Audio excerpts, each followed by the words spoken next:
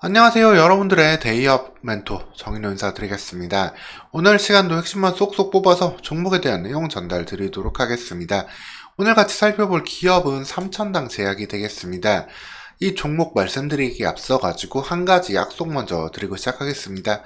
삼천당 제약 이 종목만큼은 끝까지 종목이 살아있는 끝까지 대기업에서 해당 종목을 추적하면서 여러분들에게 도움이 될 정보들 전달 드리도록 하겠습니다. 이 종목이 왜 올라가는지, 왜 떨어지는지, 어떠한 가능성이 있는지, 어떠한 리스크를 안고 있는지까지 모두 체크해서 안내 드릴 테니까 여러분들은 대기업 안에서 편안하게 영상 보시면서 투자해 가시면 되겠습니다. 사실 우리 주변에 주식 정보는 너무나 많습니다. 유튜브를 봐도, TV나 신문을 봐도, 그리고 주변에 듣기도 하는데요. 그 중에서 진짜 도움이 되는 정보는 극히 일부에 불과합니다. 이제는 대기업 안에서 편안하게 영상 보시면서 투자해 가시면 되겠습니다. 삼천당 제약 시작하겠습니다. 삼천당 제약은 안과 관련 제품들을 주로 만들고 있는 기업입니다. 안구건조증 관련해가지고 인공 눈물이라든가 이런 각종 제품들을 만들고 있는데 지금 핵심이 되는 건 이 아일리아 바이오 시밀러가 되겠습니다.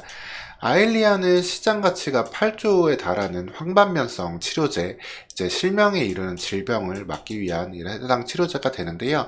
아일리아가 곧 특허가 만료가 되면서 관련된 바이오 시밀러들이 현재 부각을 받고 있는 상황이 되었습니다.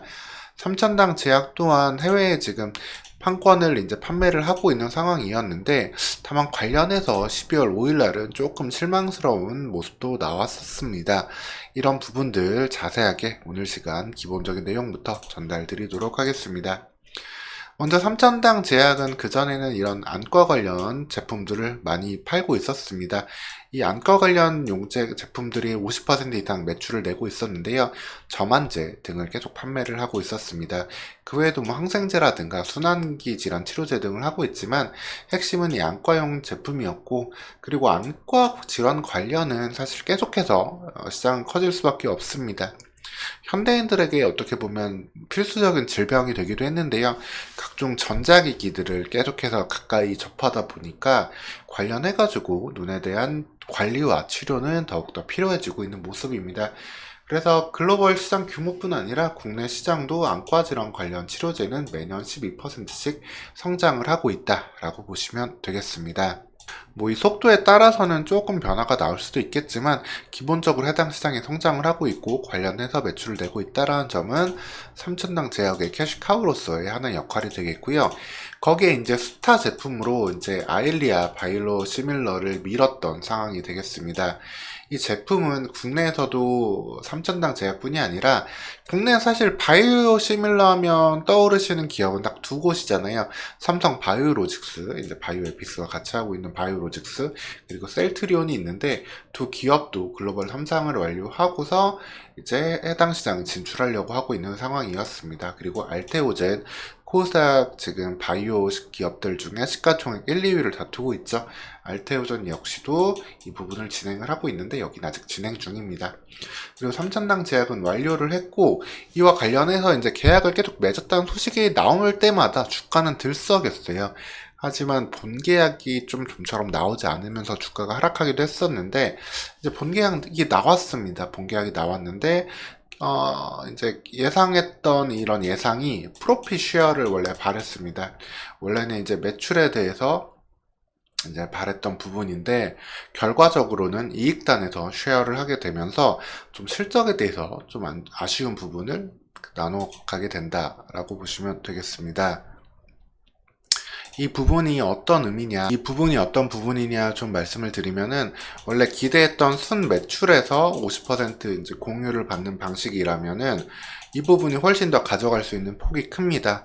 여기서는 제품에 붙는 세금이라든가 발생하는 비용을 좀 뺀 상태로 높은 이익을 좀 부과할 수 있고, 근데 여기서 이익단에서 공유로 바뀌었기 때문에 이익에서는 마케팅 비용, 관리 및 유지 비용 등을 다 뺀 다음에 남은 이익에서 쉐어를 50%를 받게 되는 것으로 본 계약이 최종적으로 체결되었습니다.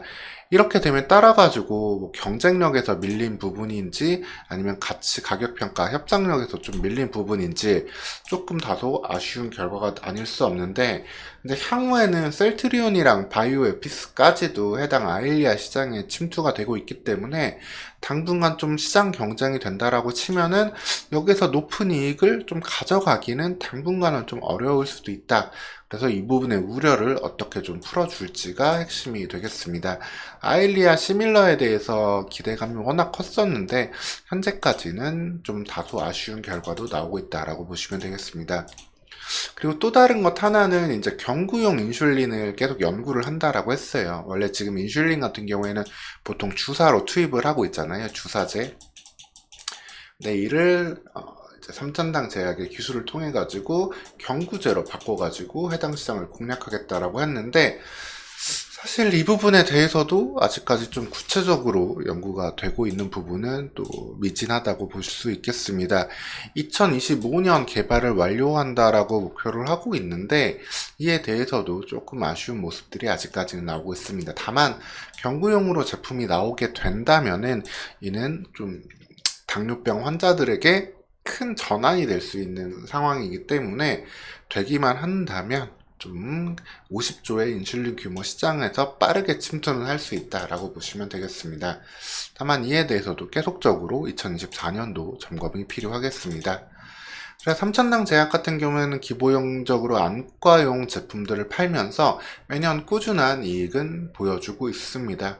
이를 통해 가지고 영업이익도 내고 있고, 다만 당기순이익 같은 경우에는 일정 부분 기타 비용에 따라 가지고 좀 변동이 있는 상황인데, 이 부분을 조금 안정화시키고 성장시켜줄 모멘텀으로 아일리아 바이오시밀러를 발했었다라고 보시면 되겠습니다.